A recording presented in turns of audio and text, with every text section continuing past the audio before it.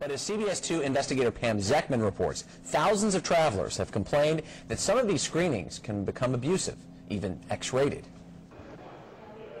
For arguing with a TSA agent, this woman winds up being slammed to the floor. She's filed a lawsuit. I kept begging them over and over again, get off of me, get off of me, get off of me. Here in Chicago, we watched as passengers like this man are subjected to exhaustive security checks. He's patted down, his wheelchair is examined, and his hands are swabbed, all in public view in a see-through room at the security checkpoint. And he's not alone. It's humiliation. 71-year-old Robert Perry was also taken to a room like this by a TSA agent when his artificial knee set off the metal detector. He yelled at me, "No, get the belt off. I told you to get the belt off." So I took the belt off. He ran his hands down over and pulled the pants down. They went down around my ankles. At that point, Perry was standing in his underwear in public view. He asked to see a supervisor. That made things worse. She was yelling, "I have power, I have power, I have power." The power to stop him from flying to Florida with his wife that day to celebrate their 50th wedding anniversary. Michael Angone. She frequently flies as a member of the Chicago Children's Choir. I've had to completely take my pants off and show them like my entire leg before. As a baby, Angone was diagnosed with cancer. Her parents, Chicago police officers, had to have her leg amputated. She always warns TSA security agents that her prosthetic leg will set off the metal detector, but many insist on doing an embarrassing full-body pat-down. And I feel like I'm being felt up in public. What's the reason for all the feeling up, the groping at the back of the neck, the chest, underneath the brow, all the groping on her body? This Texas woman says Transportation Security Administration agents put her through something she wouldn't wish on anyone. Mandy Hamlin says the federal officers at this Lubbock airport told her if she wanted to board her flight, she'd have to remove her nipple rings. Something she says she has never had to do in order to clear airport security. It was just total humiliation in front of people I have no earthly idea who they were. Now the 37-year-old woman is demanding an apology and a civil rights investigation into the incident. High-profile attorney Gloria Allred has taken up her cause. The conduct of TSA was cruel and unnecessary. The last time that I checked, a nipple was not a dangerous weapon. Hamlin's ordeal all started when an officer waved a metal detector wand in front of Hamlin's chest, and it went off. I offered to show him, and no one would look at it. I even offered to show the gentleman, the last guy that came over, and he was, pretty much demanded me to take him out. And he said that he couldn't look at him. Hamlin says she was told to remove the jewelry, but when she tried to do that, she had trouble taking one of the piercings out. During the news conference Thursday, Hamlin demonstrated how she had to use a pair of pliers to get one of the rings off. As Ms. Hamlin struggled to remove the piercing behind the curtain, she could hear a growing number of predominantly male TSA officers snickering in the background. Let's face it. Kids, airports, and security can be a tough mix. It's a big pain in the butt. And last month at the airport in Chattanooga, Tennessee, my 3-year-old daughter, Mandy, went from this happy little girl to this during an ordeal through security. My cell phone has about 17 seconds of this. Here, a TSA employee we've decided not to show is patting down Mandy while my wife holds her. First, they tried a handheld metal detector. Mandy was not in the mood. And the TSA employee, well, in my opinion, did not know how to communicate to her. All of this started after Mandy's teddy bear was taken away for screening through the X-ray. And that started the crying, which meant Mandy had a tough time going through one of those metal detectors. It also meant the alarm went off twice. And TSA officials tell me when that alarm goes off twice, everyone, no matter how old you are, must be handsome.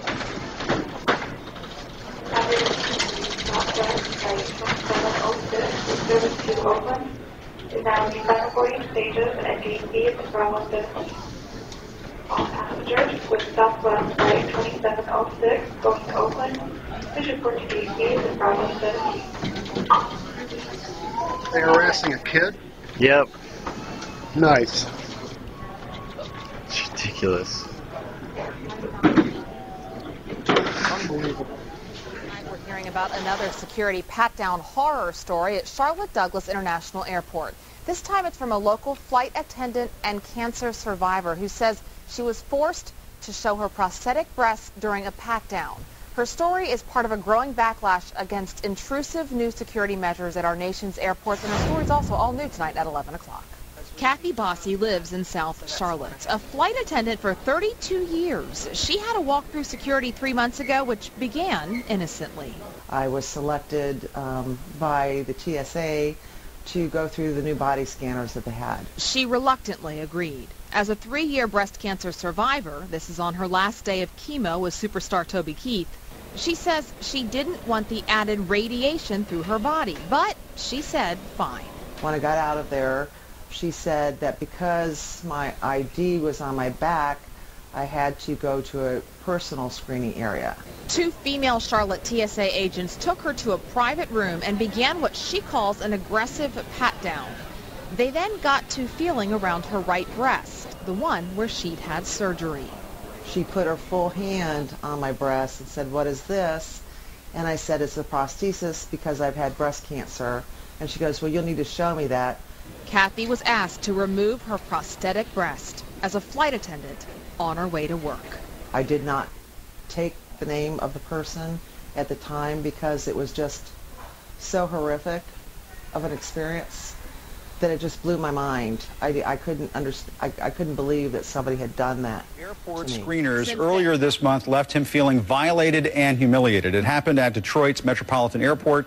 Thomas Sawyer is also a bladder cancer survivor and wears equipment to help him in his recovery. He is in Holt, Michigan this morning outside of Lansing, and we thank Mr. Sawyer for joining us. Thanks for your time, sir. And I wanted to ask you, because I think this story, more than a lot of others, really captures the controversy surrounding these enhanced pat-downs at the airport.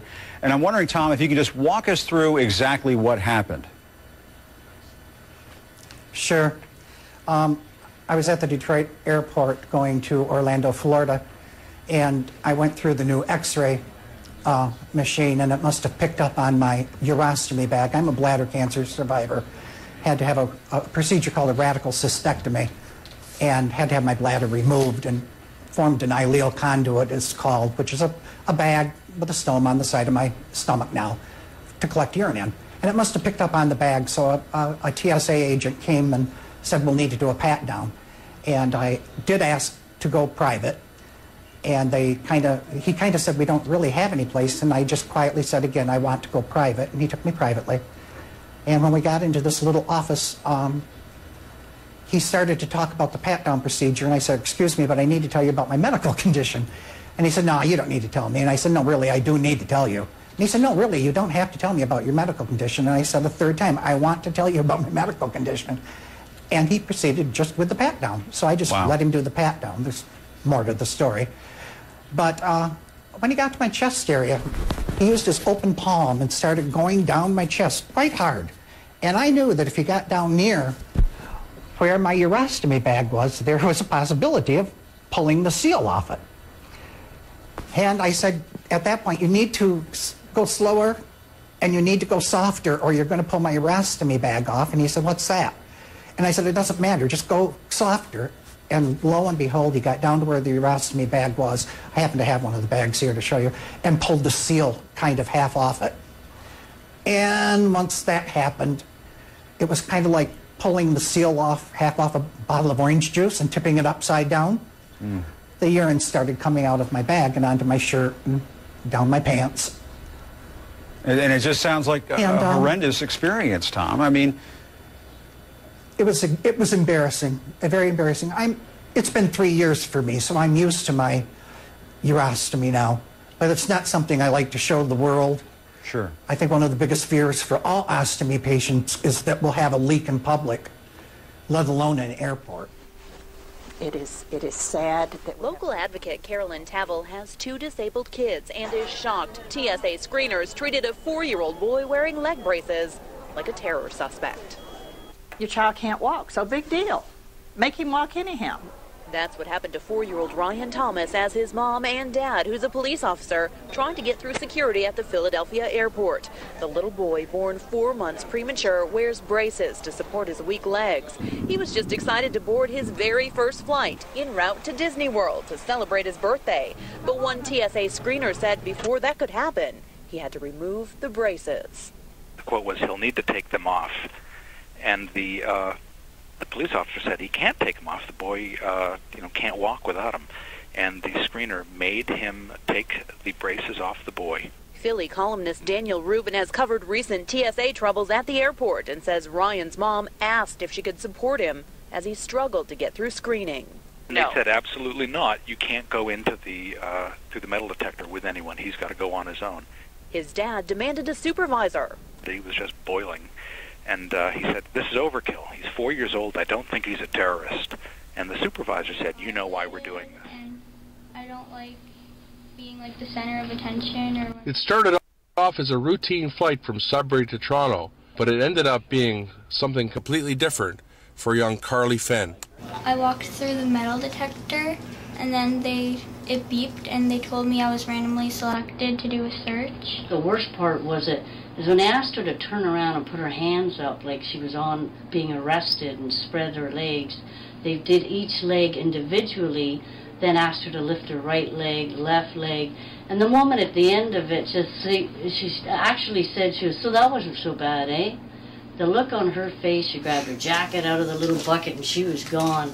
And when I sat with her, she goes, I am never flying again. That is so wrong. Tell me, on that note, what were you thinking at the time? I was really embarrassed, and I felt like everyone was looking at me. She's only 15, and she didn't want to have this happen in front of the other people. And I said, well, if you have to do it, can't you do it privately? And she says, I'm sorry, we don't have the facilities. So I basically said, how can I get out of this? And she says, you can't.